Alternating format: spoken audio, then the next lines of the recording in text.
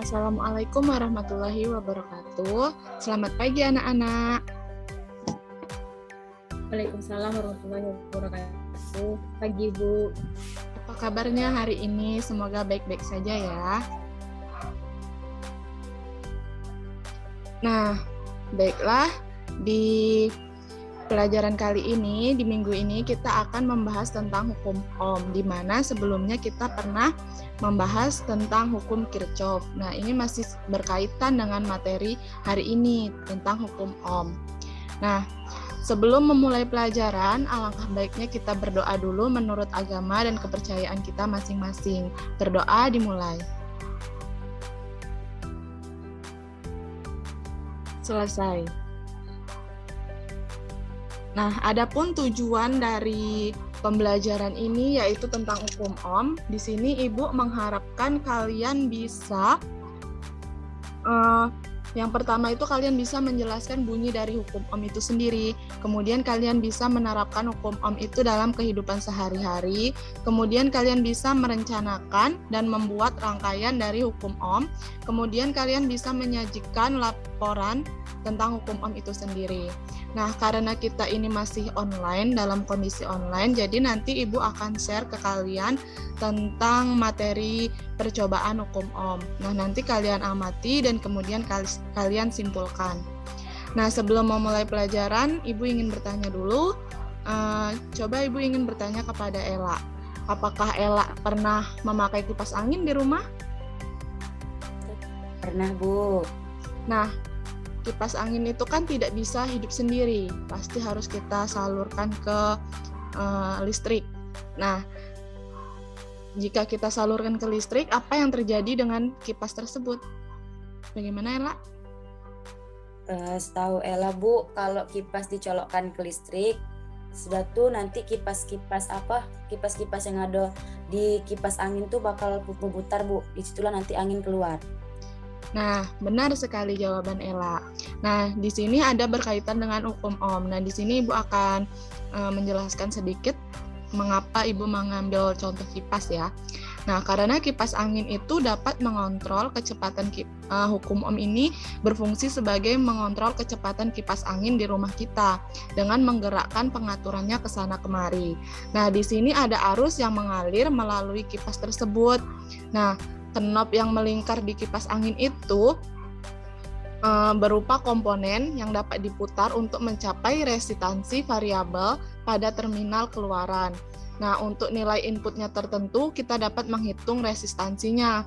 Arus dan daya yang mengalir itulah yang melalui hukum Ohm. Nah, mengapa kipas itu Ibu ambil sebagai contoh dari hukum Ohm? Nah, selanjutnya untuk materi nanti Ibu akan jelaskan. Sekarang Ibu akan men-share dulu mengenai percobaan dari hukum Ohm.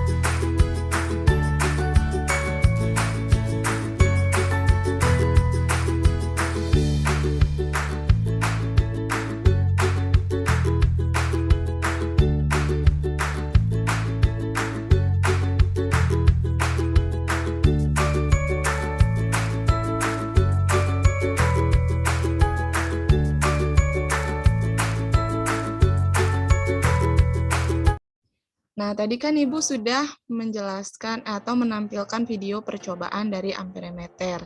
Nah, coba dari kalian semua simpulkan percobaan tadi. Coba Mutiara Maulani. Baik, Bu.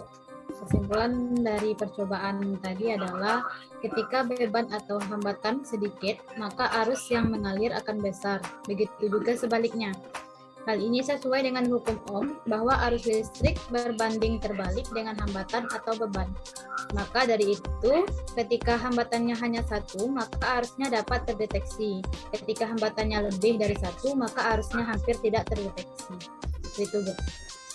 Nah, bagus sekali Mutiara. Sekarang Ibu mau menjelaskan sedikit tentang hukum Ohm ya. Di mana hukum Ohm itu suatu pernyataan yang menyebutkan bahwa arus listrik atau yang biasa kita lambangkan dengan I yang mengalir pada suatu kawat konduktor sebanding dengan beda potensialnya atau yang kita lambangkan dengan V.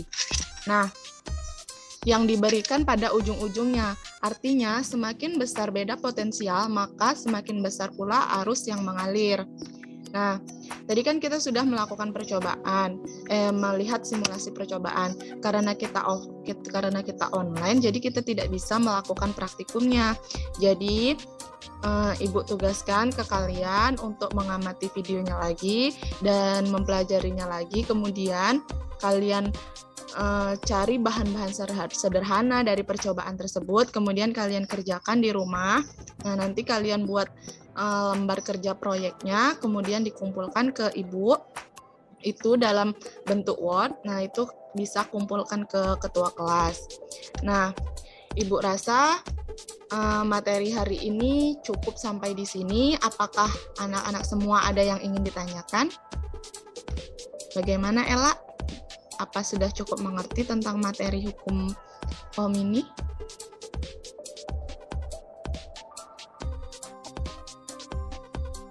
Bagaimana Mutiara? Sudah mengerti, Bu. Ibu rasa udah mengerti karena tadi kita sudah melihat simulasi dari percobaannya. Nah, sebelum kita menutup pelajaran kali ini, ada baiknya kita berdoa dulu menurut agama dan kepercayaan kita masing-masing. Semoga ilmu yang kita pelajari hari ini bisa bermanfaat untuk kita. Berdoa dimulai.